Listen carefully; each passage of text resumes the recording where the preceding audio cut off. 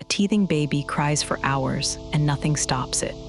So in 1849, a syrup arrives that does.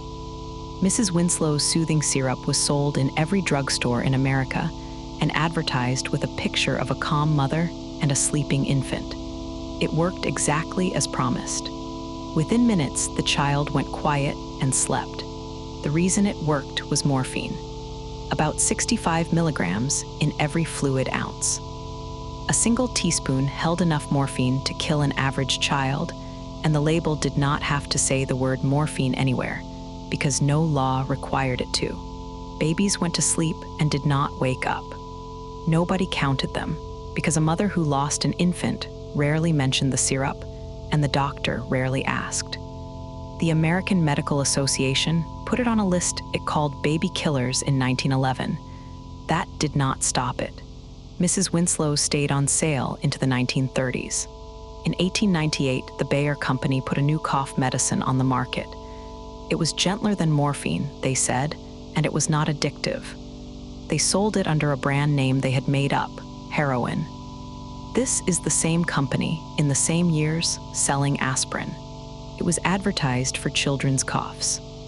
Bottles of it sat in family medicine cabinets next to the cod liver oil, and doctors handed it out for bronchitis, for asthma, for a chest cold. A child who could not stop coughing was given heroin and stopped coughing. The first reports came in 1899. 1 year later, patients needed more of it to get the same effect. Then, the addiction cases. Bayer kept selling it anyway and stopped manufacturing in 1913. The United States banned it in 1924. From launch to ban was 26 years, and for most of them it was sold as the safe option. A child with a toothache in 1885 could be given cocaine toothache drops. They cost 15 cents. The package showed 2 children playing in a garden because the drops were made for children, and that was the selling point, not a secret. Cocaine was not hidden in the back of a pharmacy. It was in wine, in tonics, in throat lozenges, in the original Coca-Cola. Vin Mariani, a Coca wine, was endorsed by doctors, by royalty, and by Pope Leo XIII, who carried a hip flask of it and gave the makers a gold medal. None of this was illegal because there was no line between a medicine and a product. A manufacturer did not have to prove a thing worked. He did not have to say what was in it. He did not even have to be a doctor. He only had to be able to print a label. For roughly 400 years, the treatment for syphilis was mercury. It was rubbed into the skin as an ointment, swallowed as a pill, and inhaled as a vapor in a sealed box with the patient's head sticking out of the top. The sign that the treatment was working was salivation. Patients produced pints of saliva a day. Their gums swelled, their teeth loosened and fell out, and in the worst cases, the jawbone rotted away. Doctors did not treat that as damage. They treated it as the poison being driven out, and if the patient stopped drooling, they increased the dose. There was a saying about it: one night with Venus, a lifetime with Mercury. The treatment did not cure syphilis. It ran alongside the disease for years, and often the thing that killed the patient was not the infection but the cure, and no one could tell the two apart. On the 17th of January 1946, in an office in Washington, D.C., a neurologist named Walter Freeman pushed a steel pick through a woman's eye socket and into her brain. There was no operating room, no surgical team, and Freeman was not a surgeon. He had never been trained to operate on anyone. He took it on the road in a van he called the lobotomobile. In West Virginia, in July 1952, he performed 228 of these operations in 2 weeks. And the procedure was not fringe medicine. The doctor who invented the lobotomy, Egas Moniz, won the Nobel Prize in 1949.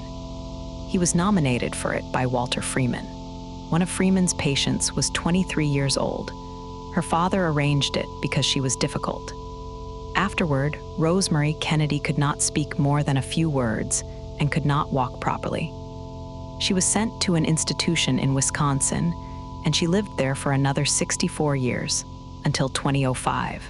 Thalidomide went on sale in 1957 as a sedative, and it was specifically recommended for morning sickness. It was sold across Europe, in Canada, in Australia, in Japan.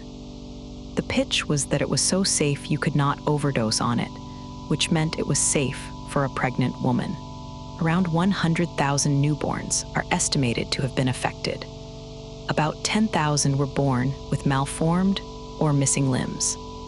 In West Germany, alone between 5,000 and 7,000 children were affected, and only about 40% of them lived past their first year.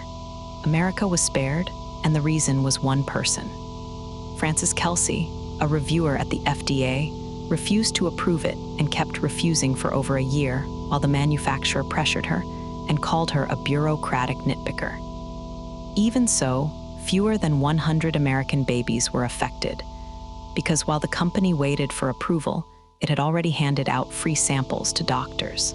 In 1902, a government chemist named Harvey Wiley did something no one would be allowed to do now. He recruited healthy young men, sat them at a table in Washington, and fed them poison on purpose to find out what the preservatives already in American food were doing to people. Borax, formaldehyde, copper sulfate, salicylic acid. He started them low and raised the dose until the men were vomiting, dizzy, unable to work. Then he rested them and started again. The newspapers named them the Poison Squad, and Wiley kept it running for 5 years. In 1906, Congress passed the Pure Food and Drug Act. That is the reason a label has to tell you what is inside. Every single thing in this video was perfectly legal when it happened. What changed was not the medicine and not the chemistry. It was that somebody finally forced them to write it on the bottle.